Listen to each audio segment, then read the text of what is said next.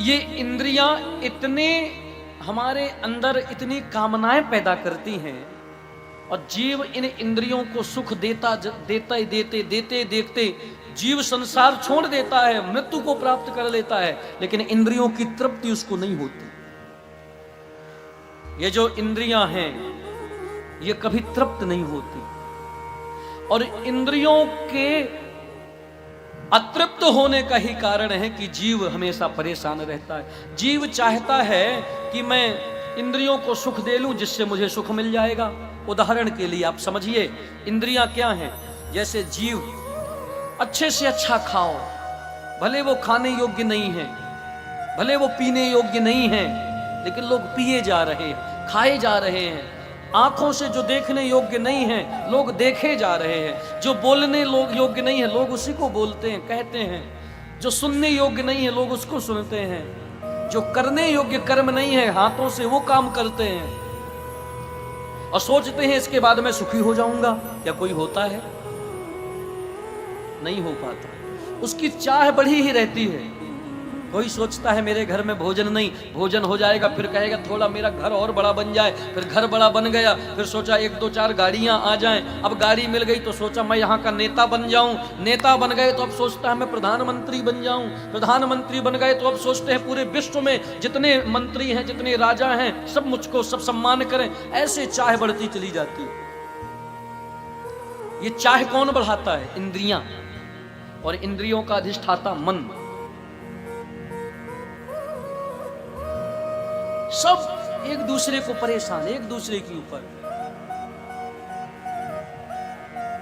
राजा कहे महाराजा सुखी, महाराजा कहे सुख इंद्र को भारी, इंद्र कहे चतुरानन सुखी, चतुरानन कहे सुख विष्णु को भारी।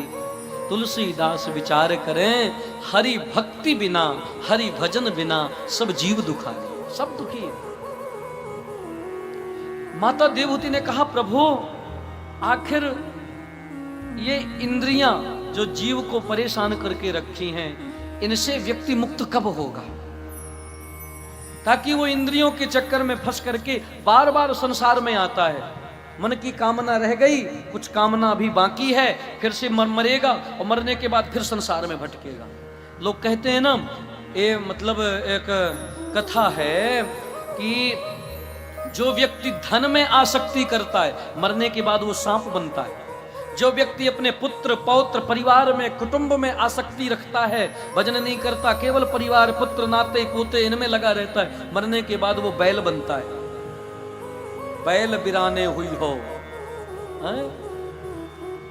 ऐसा।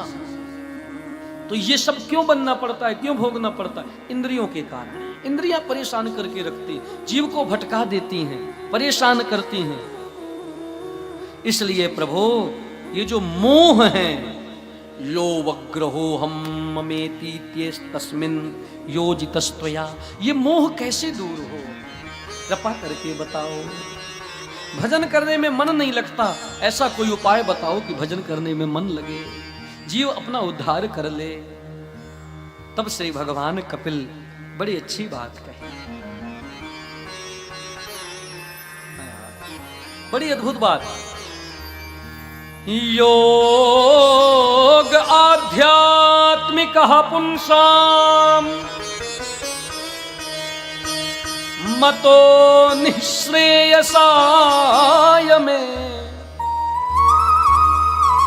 अत्यंतो परतिरयत्र दुःखस्य च सुखस्य च। भगवान कपिल कह रहे हैं, हे माता, हे मैया,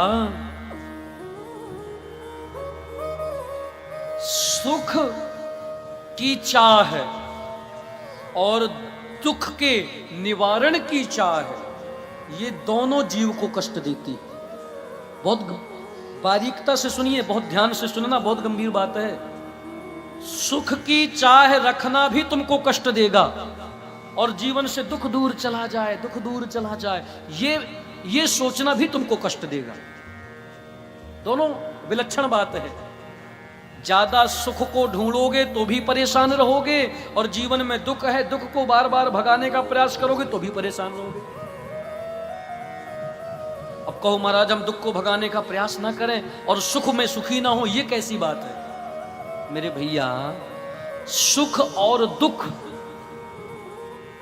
ये दोनों अनुभव करने से जीव को कष्ट देते हैं। अगर तुमने सुख को अपने जीवन में अनुभव कर लिया, ओ हो बड़ा अच्छा मकान है, बड़ा अच्छा परिवार है, बड़ी सुंदर व्यवस्था है, मन में मान लिया मुझे सुख है, भाई मन में ही ना माना।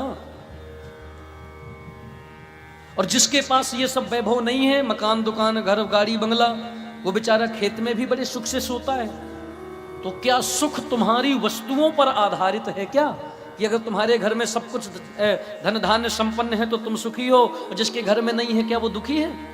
कभी कभी देखना, बड़े बड़े संपत्ति वालों को नींद की गोली खाने पर नींद आती है, और वहीं खेत में दिन भर हल चलाने वाला एक किसान माटी में ही सो जाता है और बड़े आनंद से स्वस्थ रहता है, कभी बीमार भी नहीं होता। वो कहता है मैं बहुत सुखी हूं।